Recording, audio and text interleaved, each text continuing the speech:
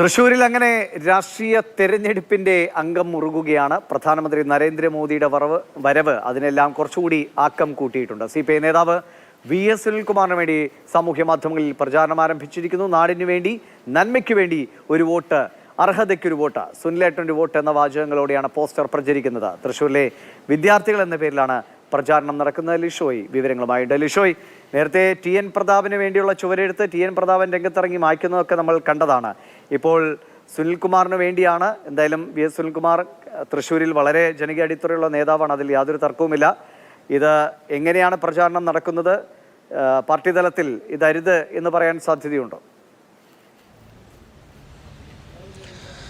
അതായത് ആദ്യം ഇതുമായി ബന്ധപ്പെട്ട് ഈ തെരഞ്ഞെടുപ്പ് പ്രവർത്തനങ്ങൾ ആരംഭിച്ചു, 3 പാർട്ടികളും ആരംഭിച്ചു എന്നുള്ളതാണ് പ്രധാനമായും പറയാനുള്ളത്. കാരണം ഈ വർഷം തുടക്കത്തിൽ തന്നെ 2 തവണ പ്രധാനമന്ത്രി തൃശ്ശൂരിൽ സന്ദർശനം നടത്തിയത് തന്നെ മറ്റ് എല്ലാവരെയും തന്നെ വലിയ തോതിൽ അസ്വസ്ഥരാക്കിയിട്ടുണ്ട്. കാരണം മറ്റൊന്നുമല്ല, സുരേഷ് ഗോപിക്ക് വേണ്ടി വളരെയധികം പ്രവർത്തനങ്ങൾ അല്ലെങ്കിൽ ആ രീതിക്കുള്ള പ്രചാരണ പ്രവർത്തനങ്ങൾ ദേശീയ തലത്തിൽ നിന്ന് വരെ വരുന്നു എന്നുള്ളതാണ് അതിലേറ്റവും പ്രധാനപ്പെട്ട കാര്യം. അതുകൊണ്ട് തന്നെ TN പ്രതാപന് വേണ്ടിയുള്ള ചുവരെഴുത്തുകളും ആരംഭിച്ചിട്ടുണ്ടായിരുന്നു.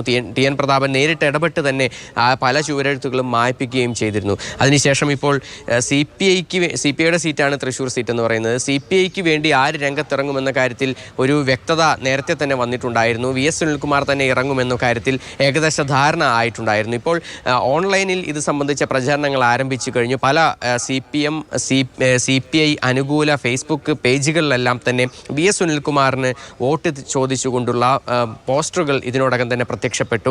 പക്ഷേ ഇത് പാർട്ടി നേതൃത്വം തള്ളിയിരിക്കുകയാണ്. സ്ഥാനാർത്ഥി പ്രഖ്യാപനമൊന്നും തന്നെ ആയിട്ടില്ല എന്ന് പരസ്യമായി അവർ പറയുന്നു. പക്ഷേ പരസ്യമായി അങ്ങനെ പറയുമ്പോൾ പോലും അടിത്തട്ടിൽ ഈ പ്രവർത്തനങ്ങൾ ആരംഭിച്ചു എന്നുള്ളതാണ് ഏറ്റവും പ്രധാനപ്പെട്ട കാര്യം. CPI ആയാലും കോൺഗ്രസ് ആയാലും BJP ആയാലും ഏറ്റവും അധികം ഒരു വെല്ലുവിളി ഉണ്ടാക്കുന്ന ഒരു മണ്ഡലം എന്നുള്ള രീതിക്ക് തൃശ്ശൂരിനെ കാണുന്നു എന്നുള്ളതാണ് പ്രധാനപ്പെട്ട കാര്യം.